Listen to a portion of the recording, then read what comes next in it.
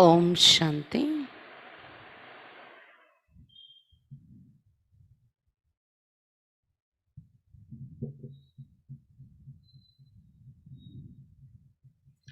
ఈరోజు మనం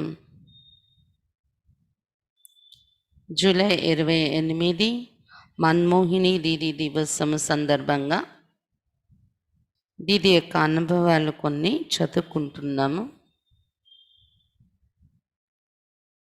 ఇంకా కొంతమంది విశేషమైన వారి అనుభవాలు కూడా దీని తర్వాత చదువుకుంటాము. దీదీ ఎవరు అనేది ముందు మీకు పరిచయం కొద్దిగా వినిపిస్తాను. దీదీ మన్మోహినీజీ, ఆమె పూర్తి పేరు. ब्रह्मा कुमारी दीदी मनमोहिनी जी ने सन 1937 में ईश्वरीय मार्ग को अपनाया था और आध्यात्मिक सेवा अपना तन मन धन समर्पित किया था. ब्रह्मा कुमारी दीदी मनमोहिनी गारू 1937వ సంవత్సరంలో ఈశ్వరీయ మార్గాన్ని తనదిగా చేసుకున్నారు. ఈశ్వరీయ మార్గంలో ప్రారంభమయ్యారు మరియు ఆధ్యాత్మిక సేవార్థం తను మన ధనాలు సమర్పించారు. सन 1969 से 1983 तक वे ईश्वरीय विश्वविद्यालय की अतिरिक्त प्रशासिका थी. 1969వ సంవత్సరం నుండి, అంటే బ్రహ్మా బాబా అవ్యక్తమైన దగ్గర నుండి 1983వ సంవత్సరం వరకు ఆమె ఈశ్వరీయ విశ్వవిద్యాలయానికి అడిషనల్ అడ్మినిస్ట్రేటర్ చీఫ్గా ఉండేవారు. బ్రహ్మకుమారి సంస్థ 28 जुलाई 1983 को उनकी योग यात्रा पूरी हुई और उन्होंने योग के अव्यक्त एवं विचित्र अनुभव करते हुए पार्थिव देह का त्याग किया. 28 జూలై 1983 ఆమె యొక్క యోగ యాత్ర పూర్తి అయింది. మరియు ఆమె యోగం యొక్క అవ్యక్త విచిత్రమైన అనుభవం చేసుకుంటూ ఆ రోజున జూలై 28, 83 తన పార్థివ దేహాన్ని త్యాగం చేసి వెళ్ళారు. మన్మోహిని దీదీ ఎవరని కొద్ది మాటల్లో పరిచయం విన్నారు కదా. ఇప్పుడు ఆమె అనుభవం చెప్తున్నారు. ముజే నాజే కి మే నంబర్ 1 గోపి హూ, నాకు గర్వం ఉంది, నేను నంబర్ 1 గోపిని అని. दीदी मनमोहिनी जी ने अपना अलौकिक अनुभव इस प्रकार सुनाया है. दीदी मनमोहिनी गारू తన యొక్క अलौकिक अनुभव ఈ రకంగా వినిపించారు. सिंध में एक नामी गिरामी परिवार में मेरा जन्म हुआ था और जिस परिवार में मेरी शादी हुई वो भी बहुत नामी गिरामी था. సింధ్ హైదరాబాద్లో ఒక ప్రసిద్ధి చెందినటువంటి కుటుంబంలో నా జన్మ జరిగింది. మరియు ఏ కుటుంబంలో నాకు వివాహమైందో, ఏ కుటుంబంతో నా వివాహ సంబంధం ఏర్పడిందో వారు కూడా చాలా ప్రసిద్ధి చెందిన పరివారమే సింధ్ హైదరాబాద్లో. लौकिक में हमारे परिवार का बाबा के परिवार में आना जाना होता रहता था. లౌకికంలో ఉన్నప్పుడే మా పరివార సభ్యులు, మా కుటుంబ సభ్యులు మరియు బాబా కుటుంబ సభ్యులు, బాబా కుటుంబంలోకి మేము అంటే వారి ఇంటికి వెళ్ళడం రావడం అనేది జరుగుతూ ఉండేది. బాబాకు వారికి బ్రహ్మా బాబా వాళ్ళ కుటుంబానికి వీరి కుటుంబానికి అటువంటి సంబంధాలు ఉండే, వెళ్ళి రావడం రాకపోకలు జరుగుతూ ఉండే ఒకరి ఇంటికి ఒకరు. बाबा के प्रति हमारे परिवार में एक तरह का आकर्षण भी था. అయితే బ్రహ్మ బాబా పట్ల మా కుటుంబంలో అంటే దీది వాళ్ళ కుటుంబంలో వారందరికీ ఒక రకమైన ఆకర్షణ కూడా ఉండేదంట బ్రహ్మ బాబా అంటే, దీది వాళ్ళ లౌకిక కుటుంబంలో అందరికీ. आप पूछेंगे क्यों? మీరు అడగొచ్చు, ఎందుకు అంత భావన మీకు బ్రహ్మ బాబా పైన లౌకికంలో కూడా అలా ఉండేది అని. क्योंकि బాబా భక్తి करने में बहुत प्रसिद्ध थे. ఎందుకంటే బ్రహ్మ బాబా భక్తి చేయటంలో చాలా ప్రసిద్ధి చెంది ఉండేవారంట వాళ్ళ కుటుంబాలలో.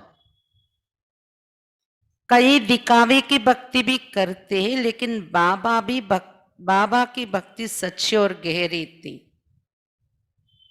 భక్తి మార్గంలో కొంతమంది చూపించే భక్తి చేస్తారు, బయటకి చూపించటానికి. కానీ బాబా యొక్క భక్తి సత్యమైన భక్తి, లోతైన భక్తి ఉండేది. భక్తి భావన, दानशीलता, उदारता और परोपकारिता को देख मुझे उनके प्रति आकर्षण होता था तथा लौकिक रिश्ता होने के कारण बाबा से मिलना जुलना भी होता रहता था.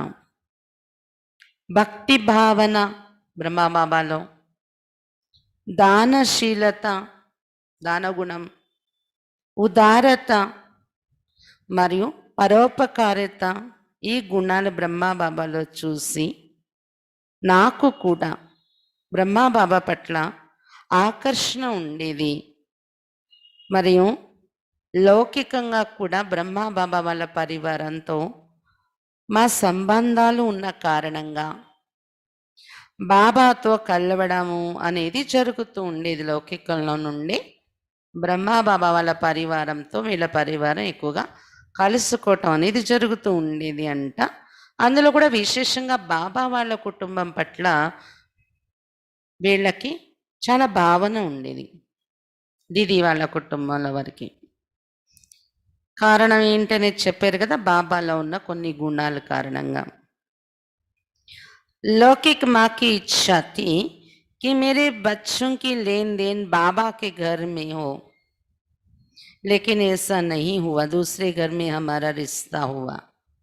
లౌకికంగా ఉండేటప్పుడు అంటే దీది వాళ్ళ లౌకిక అమ్మకు కోరిక ఉండేదంట, నా పిల్లలను ఇచ్చి పెళ్లి చేస్తే బ్రహ్మా బాబా వాళ్ళ ఇంటిలో వెళ్ళేలాగా పెళ్లి చెయ్యాలి అని.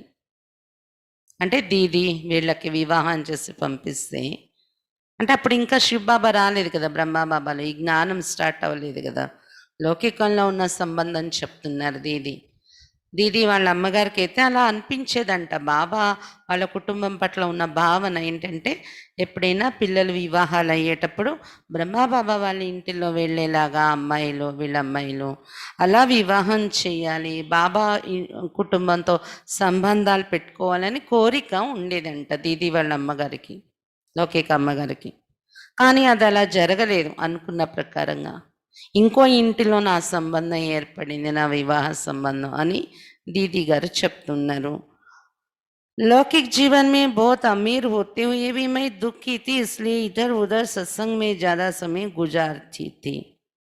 లౌకిక జీవితంలో చాలా అమీర్లే, చాలా డబ్బున్నవారే దీది వాళ్ళ కుటుంబం లౌకికంలో. అయినప్పటికి కూడా, డబ్బున్న కుటుంబం అయినప్పటికి కూడా నేనైతే దుఃఖిగా ఉండేదాన్ని ఎప్పుడు. అందుకని ఆ దుఃఖాన్ని మరవడానికి ఇక్కడ అక్కడ సత్సంగాల్లో ఎక్కువగా వెళ్ళి సమయాన్ని గడుపుతూ ఉండేదాన్ని అని చెప్తున్నారు దీది. घर में हर प्रकार की सुख सुविधाएं थी, हर समय दान पुण्य आदि चलता रहता था. ఇంటిలో ఏ రకమైన లోటు లేదు, సుఖము సౌకర్యాలు ధనము అన్నీ ఉండేవి లౌకిక ఇంటిలో. ప్రతి సమయంలో దాన ధర్మాలు కూడా చాలా చేస్తూ ఉండేవారంట వాళ్ళ ఇంటి నుండి. వాళ్ళ ఇంట్లో వాతావరణం అలా ఉండేది. అయినప్పటికీ ఏదో తెలియని దుఃఖం దీదికి ఉండేది అన్నమాట, ఏదో పొందాలి అని కోరిక. దానివల్ల సత్సంగాల్లో వెళ్తూ ఉండేవారు ఎక్కువగా. గీత और భాగవత్ के प्रति मेरा बहुत प्यार था. అందులో కూడా గీత, భాగవతం ఇవి వినడం అంటే చాలా ప్రేమ ఉండేది. ఈ శాస్త్రాల పట్ల చాలా ప్రేమ ఉండేది అంట దీదీకి. इनको पढ़ने से क्या होगा ये पता नहीं था, लेकिन भागवत में जो गोपियों की कहानी है वो मुझे बहुत अच्छी लगी थी. ఇవి చదవడం వల్ల ఏం ప్రాప్తి దొరుకుతుందనైతే నాకు తెలీదు అప్పుడు. కానీ భాగవతంలో గోపికల యొక్క కథ వినేటప్పుడు నాకు చాలా ఇష్టపడేది. శ్రీకృష్ణుడు గోపికల మధ్య జరిగే కథలు వింటుంటే చాలా ఇష్టం ఉండేది అని చెప్తున్నారు దీది. మేరా లౌకిక్ నామ్ బి గోపి ही था. ఎందుకు ఇష్టం ఉండేది అంటే रोज उसे पढ़ने का मेरा नियम था. मैं अपने अंदर भी उन गोपियों को देखती थी. मेरा लौकिक नाम भी गोपी ही था. చాలా ఇష్టం ఉండేది భాగవతంలో గోపికల కథ విని. రోజు ఒక నియమం పెట్టుకున్నాను, అవి చదవాలని. భాగవతం రోజు చదవడం ఒక నియమంగా ఉండేది నాకు. నేను అది చదివేటప్పుడు, భాగవతం చదివేటప్పుడు నా మనసులో కూడా నేను అనుకునేదాన్ని, నేను కూడా లోపల నుండి నన్ను నేను ఒక గోపికగా చూసుకునేదాన్ని భాగవతం చదివేటప్పుడు అని దీది చెప్తున్నారు. ఎందుకంటే నా లౌకిక పేరు కూడా గోపి.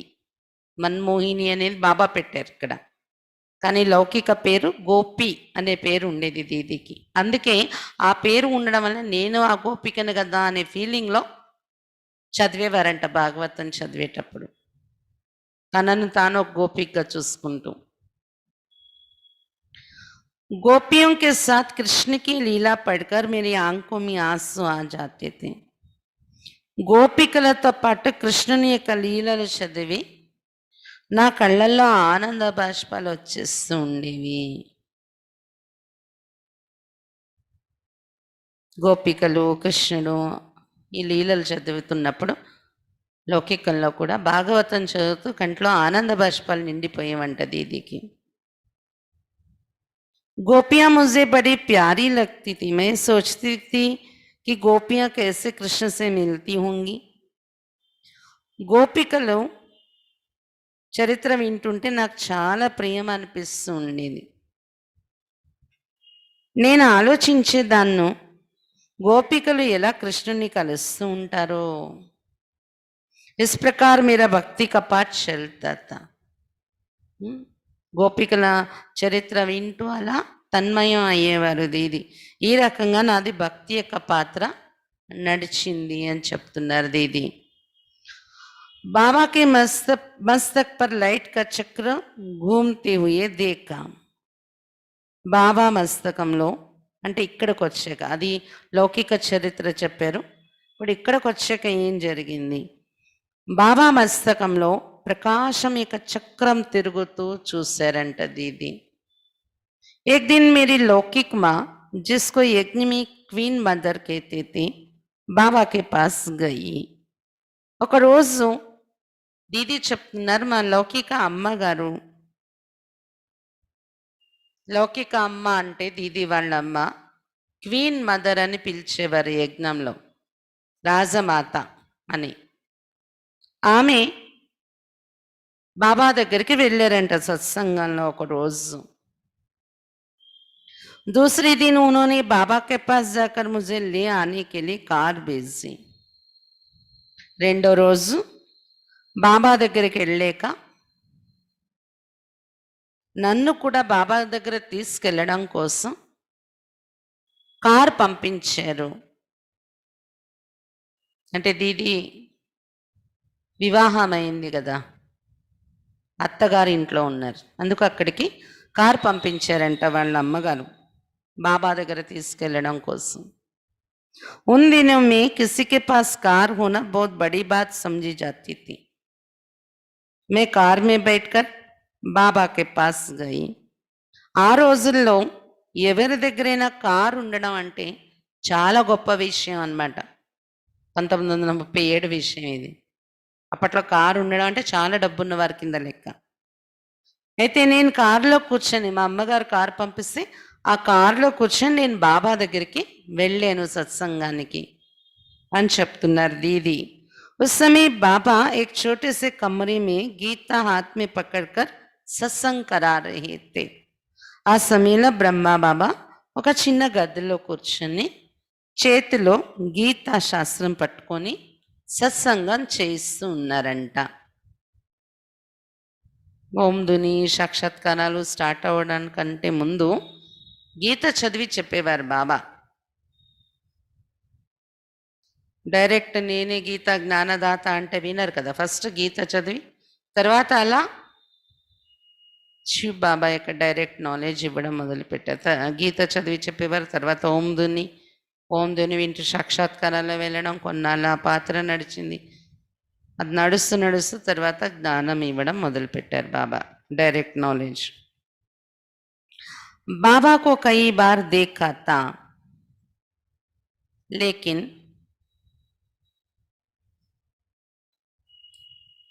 इस बार बाबा के प्रति विशेष आकर्षण हो रहा था. అంటే లౌకికం నుండే ఎన్నోసార్లు బాబాని చూశారు కదా దీది, కానీ ఈసారి సత్సంగంలో వచ్చి బాబాని చూసినప్పుడు బాబా పట్ల ఒక విశేషమైన ఆకర్షణ కలుగుతుంది నాకు మనసులో. बाबा के पास जाकर बैठी तो बाबा की और मेरी दृष्टि एक दूसरे की तरफ थी. బాబా దగ్గరికి వెళ్ళి కూర్చున్నారంట. ఆ గదిలోని బాబా గీత చేతిలో పట్టుకొని ఉన్నారు. గదిలో వెళ్ళి కూర్చున్నారు. అప్పుడు బాబా దృష్టి నా వైపు, నా దృష్టి బాబా వైపు వెళ్ళింది. मैंने बाबा के मस्तक पर लाइट के चक्र को घूमते हुए देखा. నేను ఆ సమయంలో బాబా మస్తకం పైన లైట్ యొక్క చక్రం తిరుగుతున్నట్టు చూశాను అని చెప్తున్నారు. मैं ये भी नहीं कहूंगी कि मैं ध्यान में गई थी. పోనీ నేను ట్రాన్స్లో వెళ్ళేది చూస్తున్నానా అంటే అలా కూడా కాదు, అది ట్రాన్స్లో వెళ్ళలేదు. इन्हीं आंखों से बाबा के मस्तक पर चमकता हुआ लाइट का चक्र देख रही थी. ఇదే కళ్ళతో, ట్రాన్స్లో వెళ్ళడం కాదు, స్థూలంగానే నేను చూస్తున్న అనుభూతి పొందాను బాబా మస్తకంలో ప్రకాశం యొక్క చక్రం. बाबा कुछ सुना रहे थे लेकिन मुझे कुछ समझ में नहीं आया. బాబా ఏదో విషయాలు వినిపిస్తున్నారు అక్కడ, కానీ నాకేమీ అర్థం కాలేదు.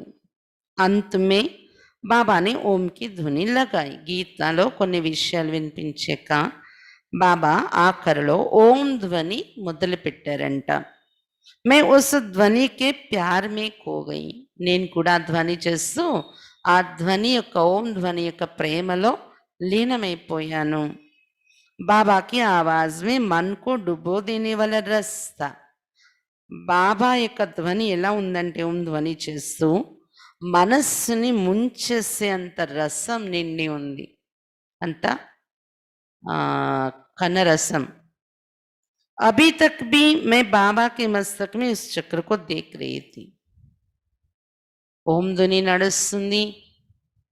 ఇప్పటి వరకు కూర్చున్న దగ్గర నుండి ఇప్పటి వరకు కూడా, లాస్ట్ సమయం వరకు కూడా ఆ లైట్ యొక్క చక్రం బాబా మస్తకంలో చూస్తూనే ఉన్నారంట దీది. उस ज्योति को देखते हुए भी मन में यही अनुभूति हो रही थी कि बाबा ही श्री कृष्ण हैं. బాబా మస్తకంలో ఆ జ్యోతి స్వరూపాన్ని చూస్తూ నాకైతే మనసులో ఇదే అనుభూతి అవుతూ ఉంది. ఆ సమయంలో బాబాయే శ్రీకృష్ణుడు అనే అనుభూతి అయ్యింది అని చెప్తున్నారు. सत्संग पूरा होने के बाद बाबा ने मुझसे पूछा कि सत्संग में क्या कुछ सुना. సత్సంగం పూర్తయిపోయింది. తర్వాత బాబా నన్ను అడిగారు, దీది చెప్తున్నారు, దీదీని అడిగారు బ్రహ్మ బాబా, సత్సంగంలో ఏంటి ఏమైనా విన్నావా సత్సంగంలో కూర్చొని అని అడిగారంట. मैंने कहा बाबा सुना लेकिन मेरे मन में एक प्रश्न उत्पन्न हुआ है. దీది చెప్పారంటే, విన్నాను బాబా సత్సంగం అంతా నేను, కానీ నా మనసులో ఒక ప్రశ్న ఉత్పన్నమవుతుంది అన్నారంట. బాబానే పూచా క్యా. బాబా అడిగారు ఏంటి ఆ ప్రశ్న. मैंने कहा स्त्री को गुरु करने का अधिकार नहीं है ना. దీది అన్నారంట, స్త్రీలకు గురువుని ఆశ్రయించే అధికారం లేదు అంటారు కదా లౌకికంలో. పురుషులే గురువుల్ని తీసుకోవాలి, అంటే గురువుని పట్టుకోవాలి. గురువుల దగ్గర వెళ్ళేది పురుషులే వెళ్ళడం, అంటే గురువు దగ్గర ఏమంటారు, అడాప్ట్ అవ్వటం, ఆ గురువు ఆశ్రయానికి వెళ్ళిపోయారు, శిష్యులు అయిపోయారంటారు కదా, శిష్యరకం తీసుకోవడం. అది స్త్రీలకు అధికారం లేదు కదా అని అన్నారంట దీది. బాబా నే కహా మైనే తో కహా హీ नहीं कि तुम गुरु करो. అప్పుడు వెంటనే బాబా అన్నారంటే, నేను ఎక్కడ చెప్పాను నువ్వు గురువుగా స్వీకరించాలి ఇక్కడ అని, నువ్వు శిష్యరికం తీసుకోవాలని, నేను గురువు అని నువ్వు తీసుకోవాలని నేనేమి చెప్పలేదు కదా అన్నారంట బాబా. బాత్ బిల్కుల్ సహీ థీ, బాబా నే కహా హీ नहीं था कि గురు బనాओ. విషయం కరెక్టే బాబా చెప్పింది అనిపించింది, బాబా ఏమీ నాకు చెప్పలేదు కదా నువ్వు నన్ను గురువుగా తయారు చేసుకో అని. ఫిర్ मैंने कहा मैं कुछ ज़्यादा जानना चाहती हूँ. తర్వాత దీది అన్నారంట, బాబా నేను ఇంకొంచెం ఎక్కువ విషయాలు తెలుసుకోవాలనుకుంటున్నాను అని. बाबा ने कहा कल ओम मंडली में आना. दूसरे दिन गई तो किसी के मकान में बाबा सत्संग करने आए हुए थे. బాబా చెప్పారంట, రేపు కూడా ఓం మండలిలో రా, ఎక్కువ విషయాలు తెలుసుకోవాలంటే అని చెప్పారంట. బాబా రెండో రోజు దీది వెళ్తే ఎవరి ఇంట్లోనో బాబా సత్సంగం చేయడం కోసం వెళ్ళారంట ఒకరింట్లోని. ఉస్ సమయం ఓం మండలి నామ్ నహీ పడా థా. ఆ సమయంలో ఇంకా మన సంస్థకి ఓం మండలి అనే పేరు రాలేదు. మై నిర్ధారిత సమయ పర్ గయి और బాబా के सामने जाकर बैठ गई. నేను ఫిక్స్ అయి ఉన్న టైం ప్రకారంగానే వెళ్ళాను, కరెక్ట్ టైంకి. మరి బాబా ఎదురుగా కూర్చుండిపోయాను. ఉస్సమే ఆజ్ జైసే చిత్ర నహీ తే. అప్పట్లో ఈ రోజుల ఇప్పుడు ఉన్నట్టు చిత్రాలు ఉండేవి కాదంట, ప్రదర్శన చిత్రాలు లేవు.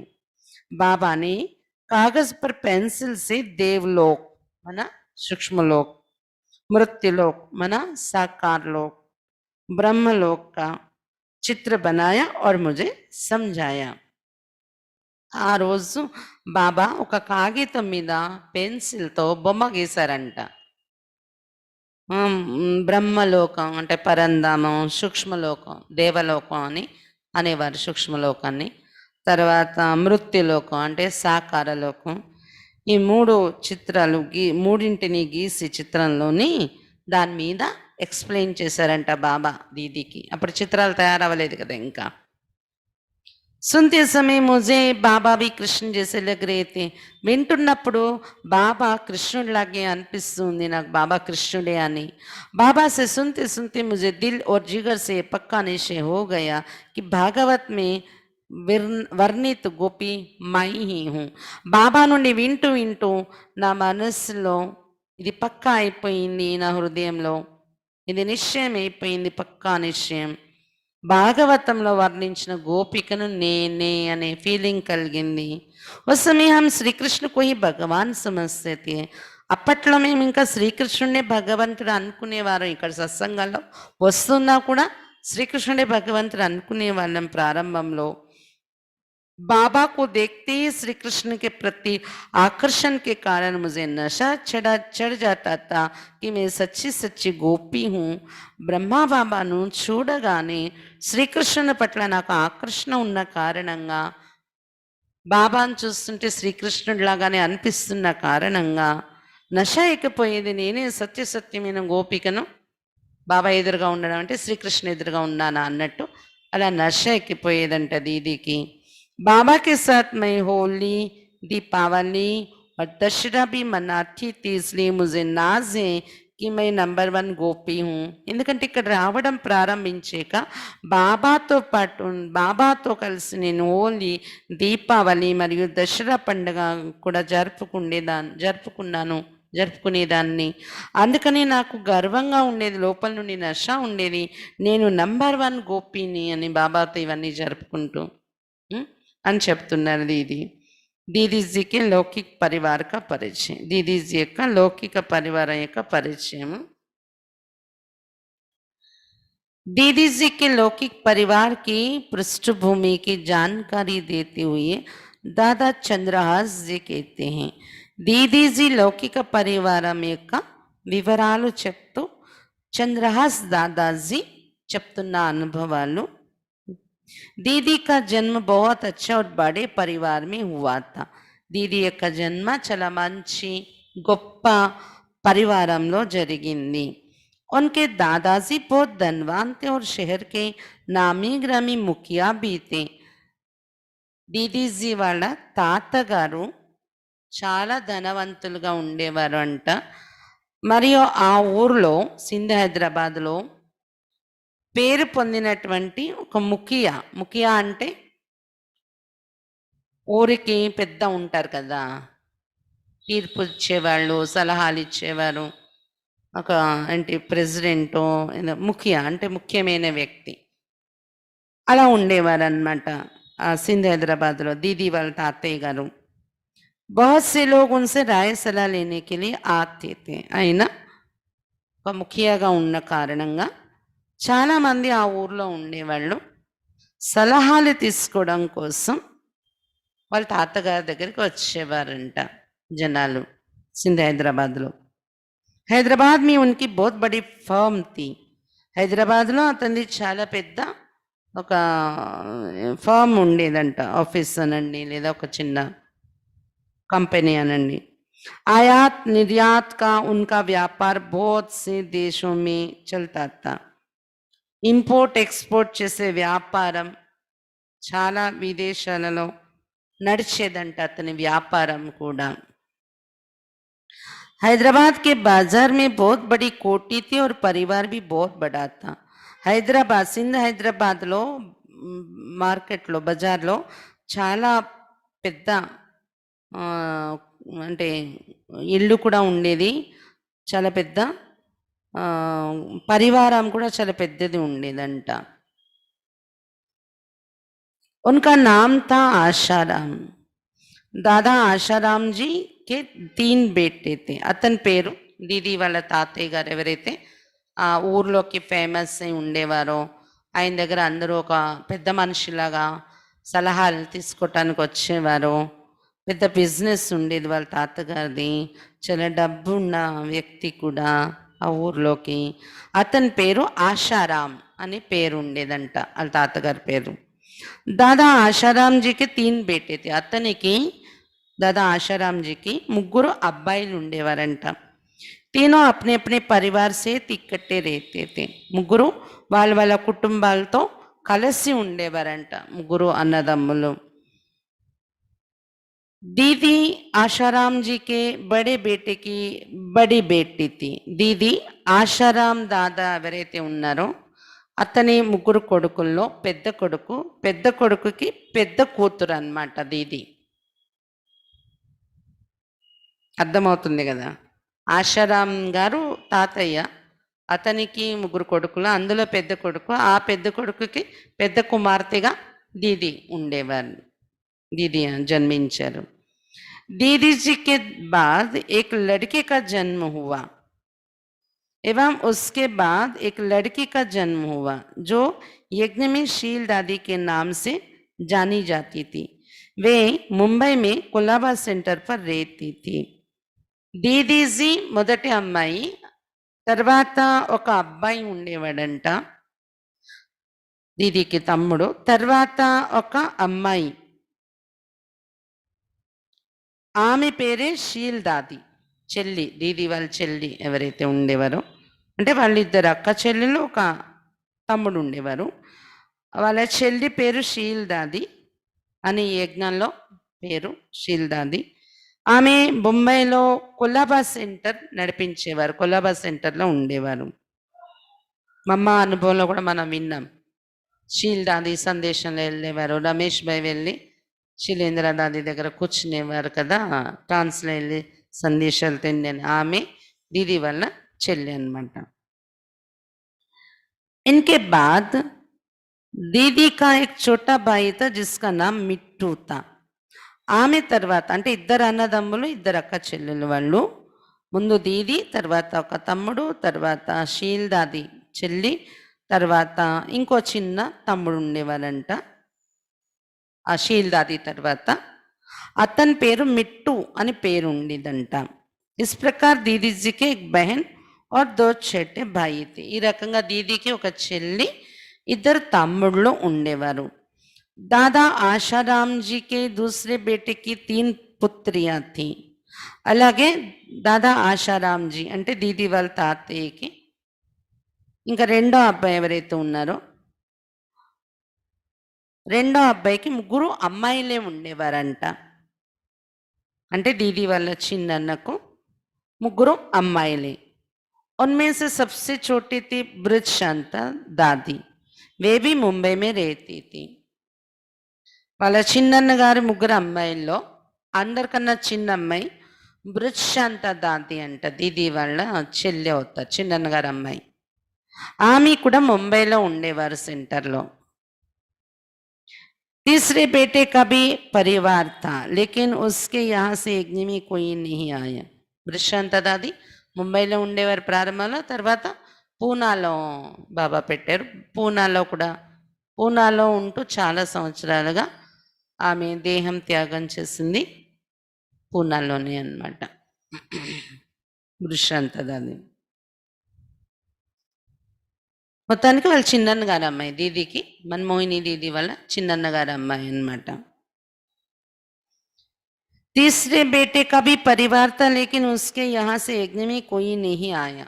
ఇంకా మూడో అబ్బాయి అంటే మూడో వారు ఎవరైతే ఉన్నారో ఇంకో చిన్నన్న, దీది వాళ్ళ చిన్నన్న, వాళ్ళకి కూడా కుటుంబం ఉంది, వాళ్ళ పిల్లలు వాళ్ళు. కానీ వాళ్ళ కుటుంబం నుండి ఎవ్వరు బాబా యజ్ఞంలో అయితే రాలేదు, జ్ఞానంలోకి అయితే రాలేదు.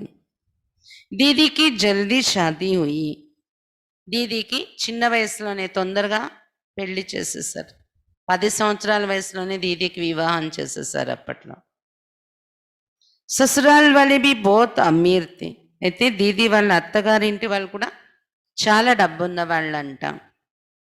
బడీ దాది ప్రకాష్ మంజీకి కజిన్ బ్రదర్ చచరే భాయి హాతీ రామానీకే యహ దీదీకి షాదీ హుయి థీ.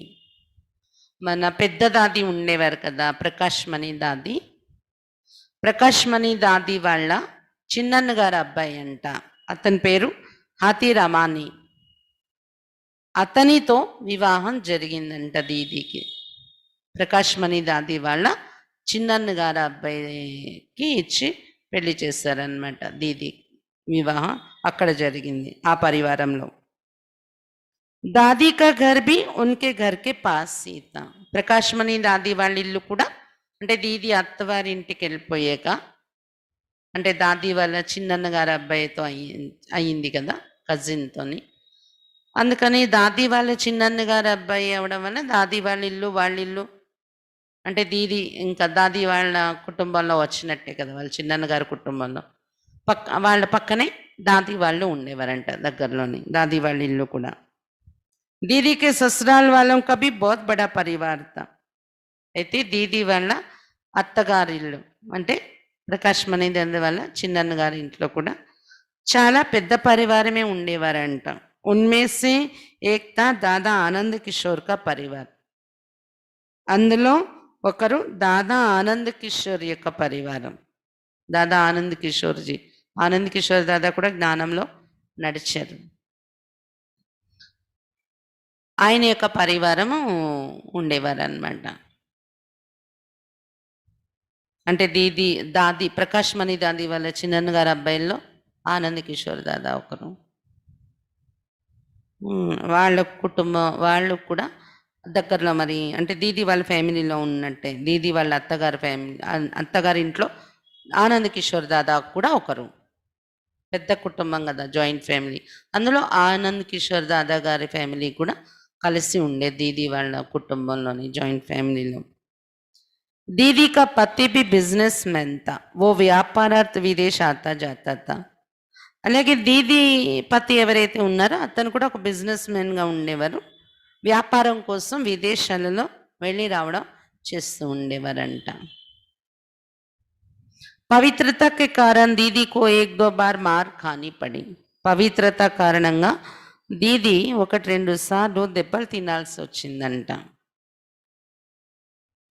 जब बाबा ने हैदराबाद में सत्संग शुरू किया तो सारे शहर में हंगामा मच गए कि दादा के सत्संग में ओम की ध्वनि करते सभी ध्यान में चले जाते हैं और भगवान का दर्शन पाते हैं। ఎప్పుడైతే బాబా హైదరాబాద్లో సత్సంగం ప్రారంభించారు, సింధ్ హైదరాబాద్లో, అప్పుడు ఆ ఊర్లో అంతా హంగామా అలజడి తయారైందంట.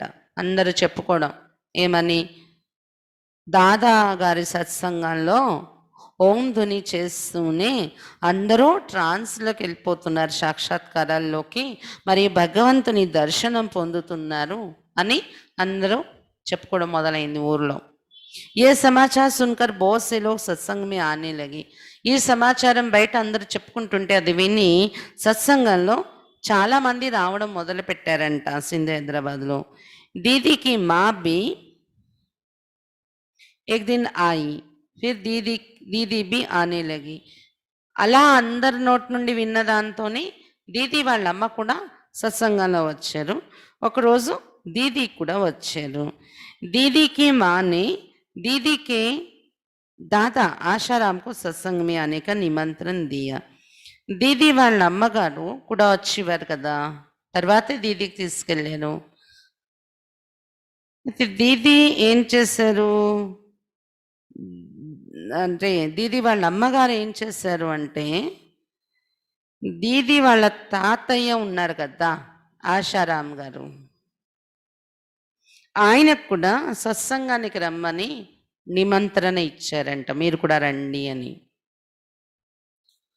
बाबा की पहली शिक्षा तो यही थी कि पवित्र ब्रह्मचर्य रहना है, जिसे सुनकर दीदी ने कहा मैं पवित्र रहूंगी. బాబా యొక్క మొదటి శిక్షణ అయితే ఇదే ఉండేది, పవిత్రంగా ఉండాలి, బ్రహ్మచర్యగా ఉండాలి అని. దీది వచ్చాక అది విని దీది అన్నారంట, నేను పవిత్రంగా ఉంటాను, బ్రహ్మచర్యగా ఉంటాను అని. पवित्रता के कारण रोज दीदी का पति से झगड़ा होने लगा.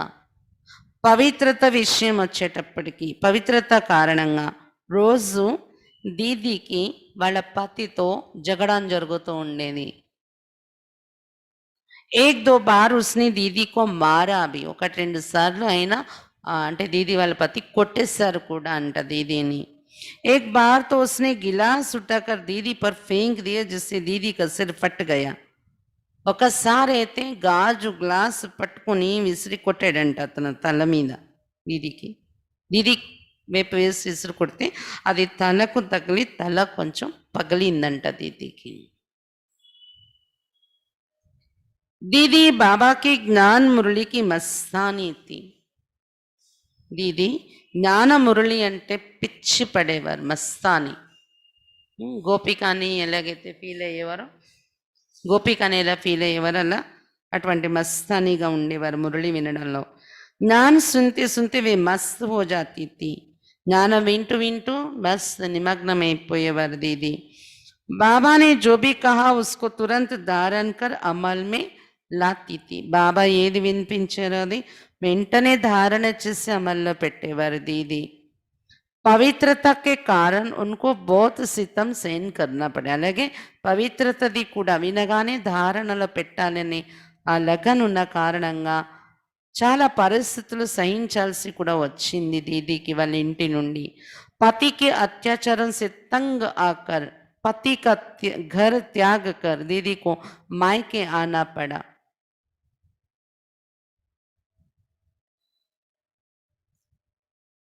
పతి వైపు నుండి జరిగే అత్యాచారాలకు, పతి నుండి జరిగే అత్యాచారాలకు విసుగు చెంది పతి ఇల్లు వదిలి అత్తగారిల్లు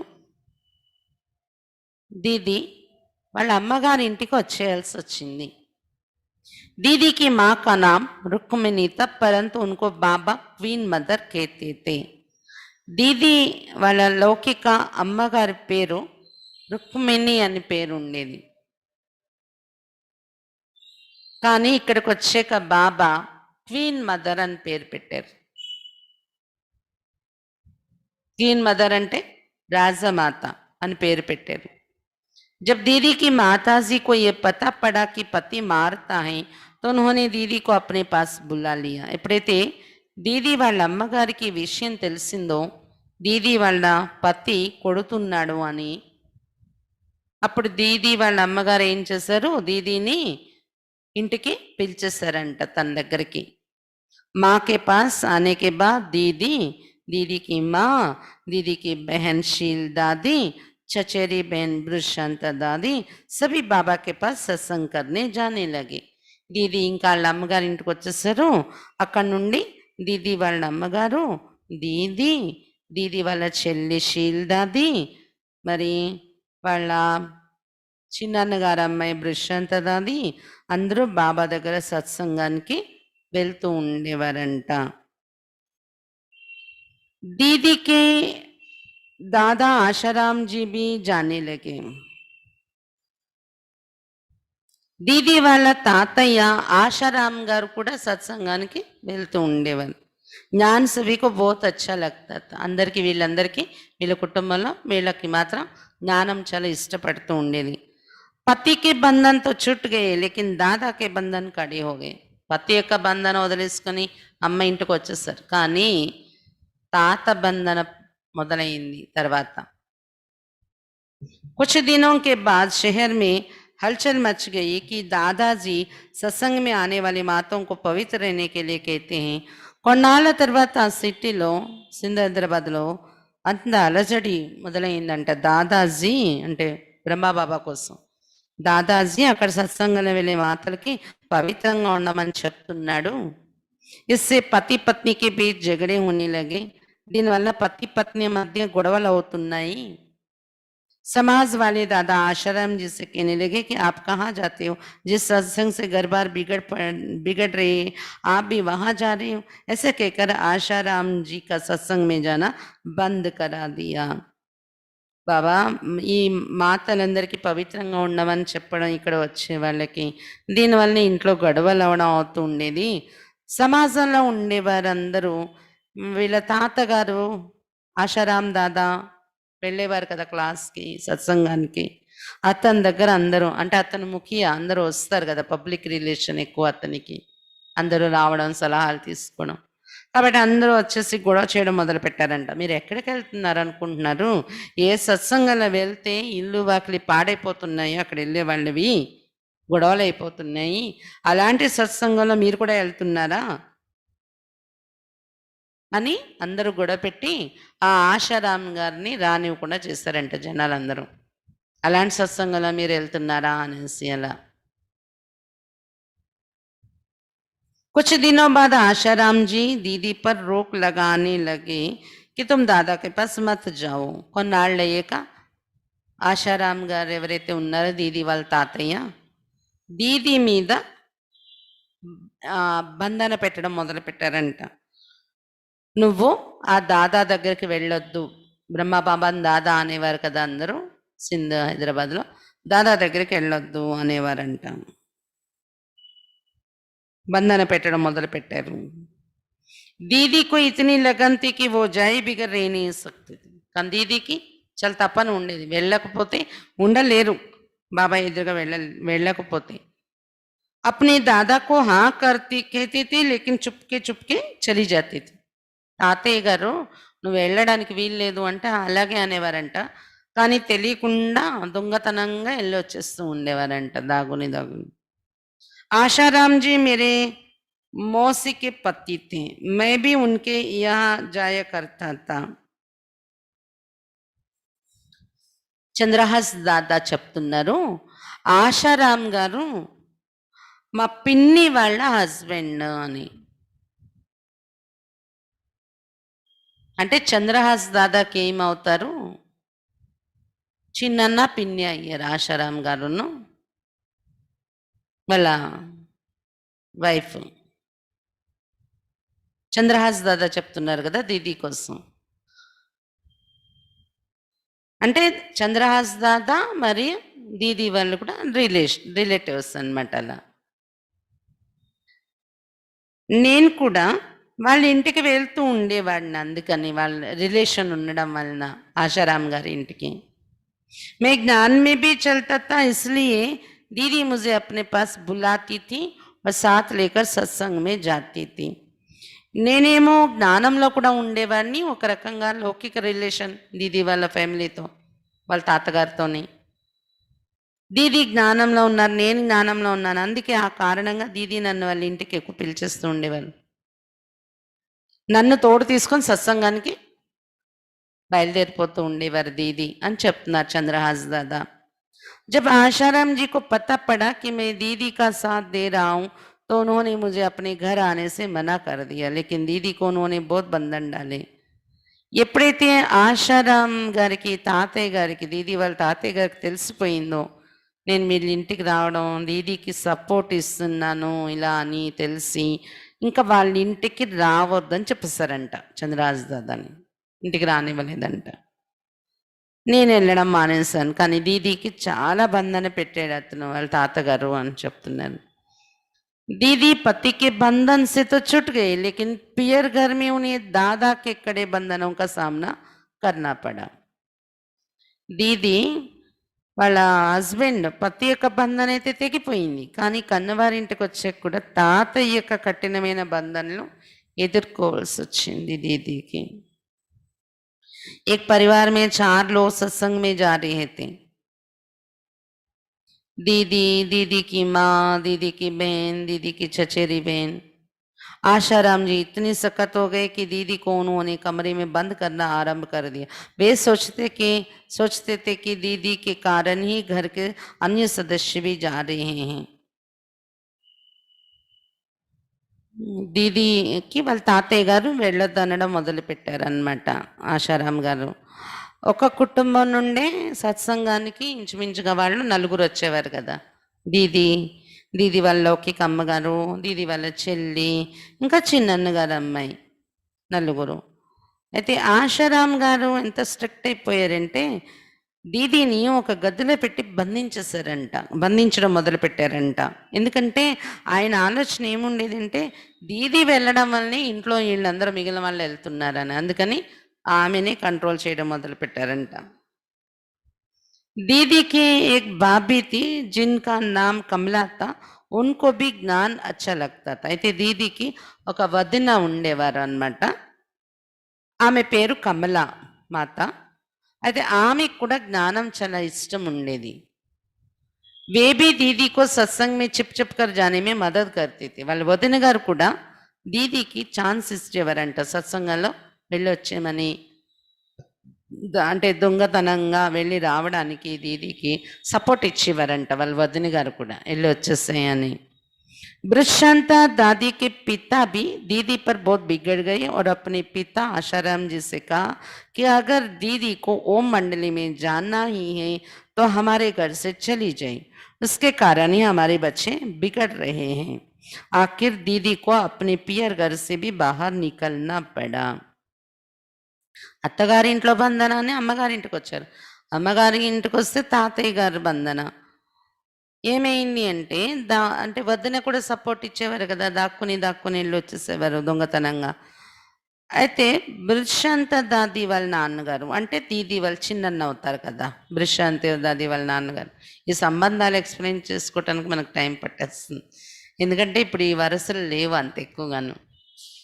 అయితే దీది వాళ్ళ బృషాంత దాది వాళ్ళ నాన్నగారు, అంటే దీది వాళ్ళ చిన్నన్న గారు గొడవ పెట్టారంట, చాలా గొడవ పెట్టారు ఆయన. ఏమని?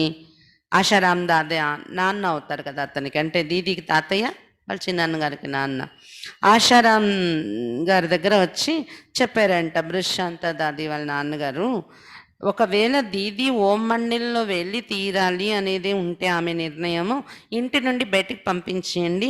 ఆమె కారణంగానే నా పిల్లలు కూడా పాడైపోతున్నారు. అంటే బృషాంత దాది కూడా వచ్చేసేవారు కదా, అందుకని మన పిల్లలందరూ పాడైపోతున్నారు ఆమె వల్లనే, అందుకు ఇంట్లో నుండి బయటికి పంపించేయండి అని అన్నారంట ఆశారాం దాదాతోని. ఆఖరికి ఈ రకంగా ఇంట్లో నుండి పంపించేశారంట.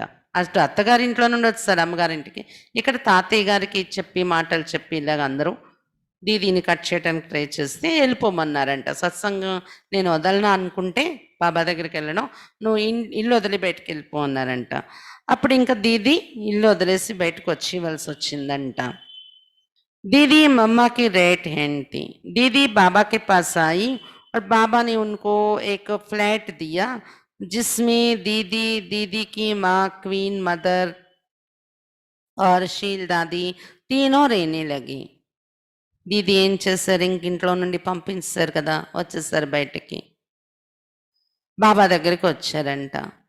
బాబా వెంటనే వారికి ఒక ఫ్లాట్ అద్దెకి తీసుకొని అక్కడ ఉంచారంట. అందులో దీది, దీది వాళ్ళ లౌకిక అమ్మగారు క్వీన్ మదర్, తర్వాత షీల్ దాది అంటే దీది వాళ్ళ చెల్లి, ఈ ముగ్గురు ఉండడం మొదలు పెట్టారంట ఆ ఫ్లాట్లోని. వహాసే ఏ సభి ఓం నివాస్ ఆతే జాతే తే. బాబా ఎక్కడైతే సత్సంగం చేసేవారో ఓం నివాస్ అని ఆ భవనం పేరు. అయితే అక్కడి నుండి రావడం వెళ్ళడం చేసేవారు ఆ ఫ్లాట్లో ఉంటూ వీళ్ళు ముగ్గురు. జబ్ పికెటింగ్ होने पर बाबा हैदराबाद से कराची आ गई, तब दीदी भी अपने माँ और बहन के साथ कराची आ गई.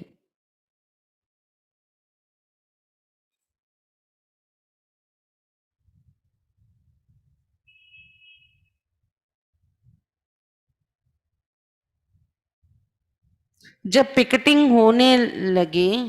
होने पर बाबा हैदराबाद से कराची आ गए, तब दीदी भी अपनी माँ और बहन के साथ कराची आ गई. ఎప్పుడైతే అంటే ఒక ఫ్లాట్లో వేరుగా ఉన్నారు, తర్వాత ఏమైంది, పికెటింగ్ అని అందరూ స్ట్రైక్ లాగా ఊర్లో ఉన్న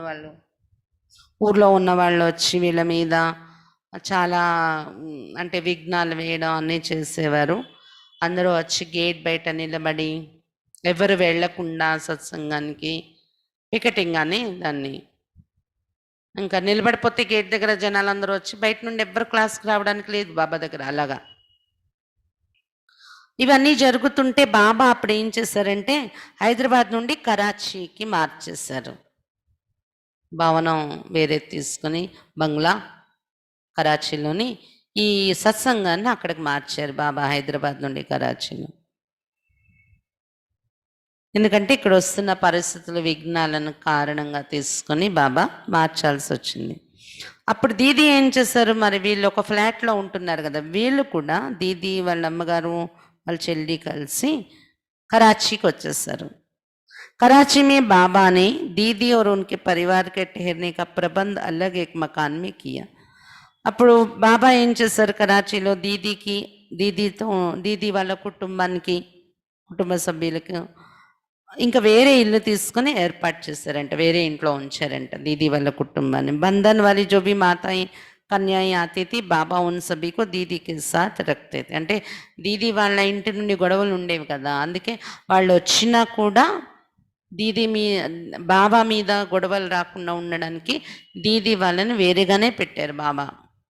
దీదీని వాళ్ళ అమ్మగారిని అంటే వాళ్ళ కుటుంబం, వాళ్ళ చెల్లి వాళ్ళ అమ్మగారు వాళ్ళ అదే దీది కలిసి ఒక ఇంట్లో ఉంటున్నారు, నా దగ్గర ఏమి ఉండట్లేదు అని బాబా చెప్పొచ్చు కదా. ఎందుకంటే వాళ్ళ తాతగారు ఒకటి ముఖ్య ఊరికి పెద్ద, వచ్చి గొడవలు పెడితే ఇక్కడ మళ్ళీ ఇది కాకూడదని బాబా అందుకే వేరుగా పెట్టారు. బాబా పాలనిస్తున్నా వాళ్ళ విషయాలన్నీ చూసుకుంటున్నా కానీ వేరుగా ఉంచేవారు అనమాట బాబా.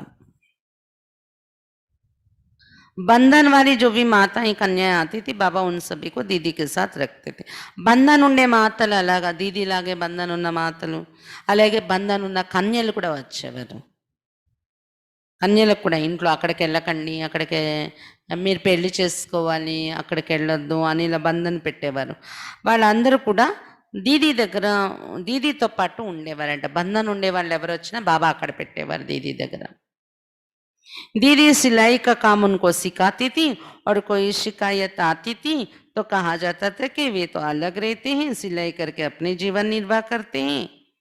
దీది ఏం చేసేవారు, మిషన్ కుట్టేవారు. కొన్ని మిషన్లు కూడా పెట్టారు అక్కడ, 7-8 మిషన్లు ఎన్నో పెట్టుకుని ఈ పిల్లలందరికీ మాతలు ఎవరైతే బంధన్ ఉండి వచ్చేసారో బంధన్ తెంచుకోవాలని, కన్యలు కూడా అమ్మ నాన్న బంధన్ తెంచుకొని మేము ఇక్కడే ఉండిపోతామని వచ్చేసారు, వాళ్ళందరికి కూడా కుట్లు నేర్పించేవారంట దీది. కుట్లు కుట్టేవారు, బట్టలు బట్టే వాళ్ళకి కూడా కుడతారు, ఇక్కడ ఉండే వాళ్ళకి నేర్పించడం అన్నట్టు. దానివల్ల డబ్బులు వస్తాయి కదా, కుట్టి అందరికీ బట్టలు కుడుతూ ఉంటే వీళ్ళు ట్రైనింగ్ అయ్యేది బట్టలు కుట్టడాలు. ఎవరైనా గొడవ చేయడానికి వస్తే బంధనం ఉండే వాళ్ళ తాలూకా కన్యల పేరెంట్స్ కానీ మాతల యొక్క హస్బెండ్స్ కానీ వస్తే బాబా చెప్పటానికి వీలు ఉండేది ఏంటంటే వాళ్ళు ఏదో మిషన్ కుట్టుకుంటున్నారు, సంపాదించుకుంటున్నారు, వాళ్ళ జీవితం వాళ్ళు గడుపుతున్నారు, నాకేం సంబంధం లేదు అని బాబాకు చెప్పడానికి ఛాన్స్ ఉండేలా అలా బాబా వాళ్ళని సెట్ చేశారనమాట. मैं भी एक दिन हैदराबाद से भागकर कराची आ गया. అయితే చంద్రహాస్ దాదా ఇంకా సింధ్ హైదరాబాద్లోనే ఉన్నారు ఇవన్నీ జరిగినప్పుడు.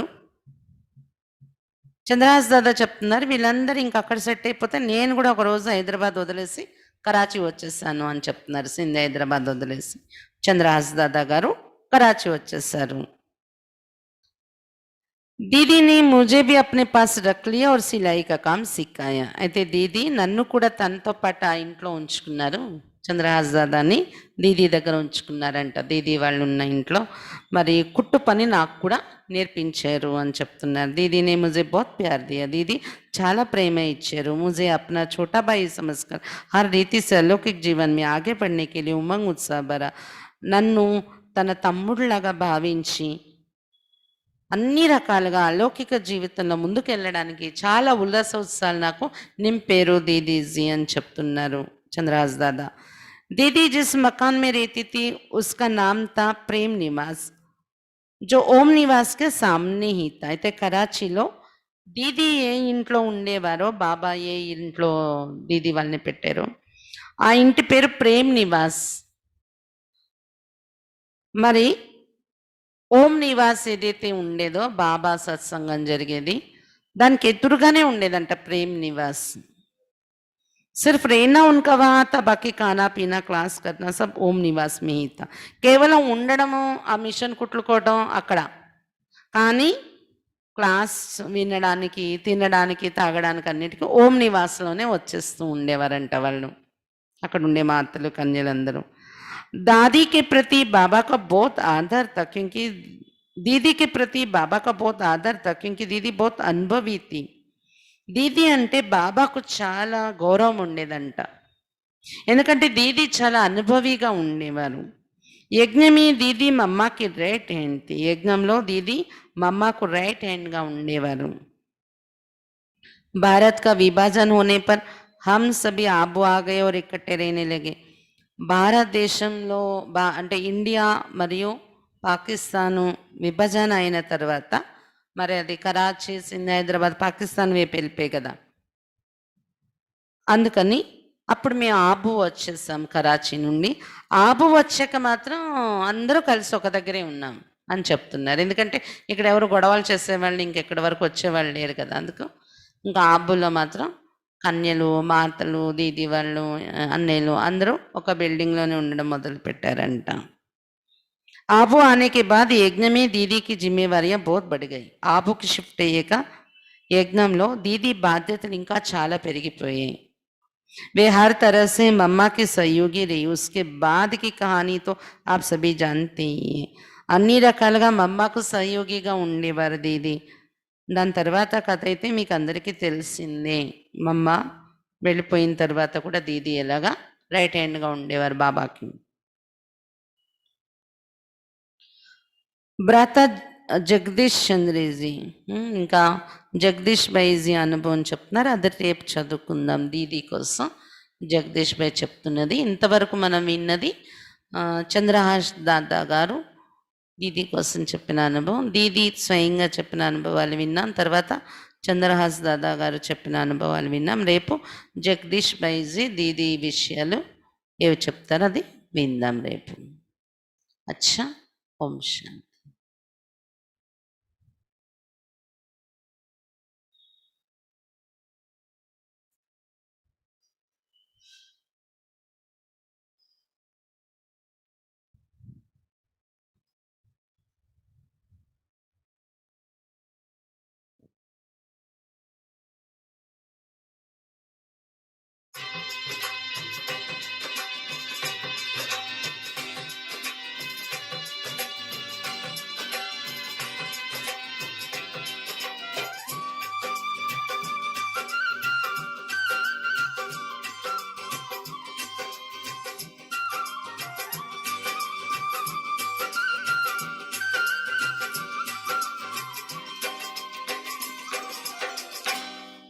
सखीरी मैंने पाए रे तीन रतन, सखीरी मैंने पाए रे तीन रतन, सखीरी मैंने पाए रे तीन रतन, सखीरी मैंने पाए रे तीन रतन।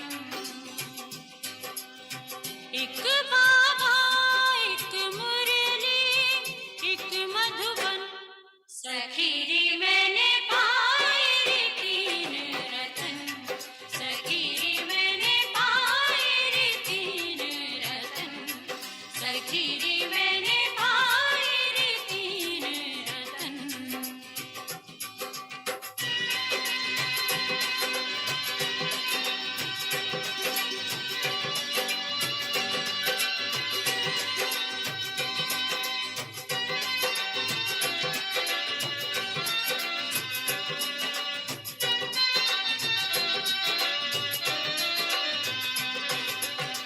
बाबा को नित याद करूं, बाबा को नित याद करूं, उनकी मुरली रोज सुनूं, उनकी मुरली रोज सुनूं। मधुबन में मैं कलछिन ढोलूं, मधुबन में मैं कलछिन ढोलूं, होके मन में मगन, सखीरी मैंने